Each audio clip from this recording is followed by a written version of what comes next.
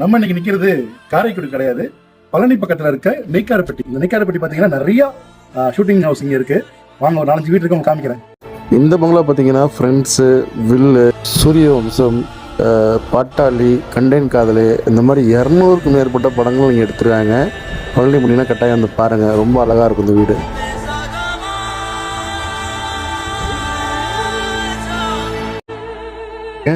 இங்கே பாருங்கள் எவ்வளோ வின்டேஜ் காசுலாம் நிற்கிது பார்த்தீங்களா, நிறையா வின்டேஜ் காசு நிற்கிது. நான் அப்படியே ஃப்ரண்ட் சைடும் போகிறேன்.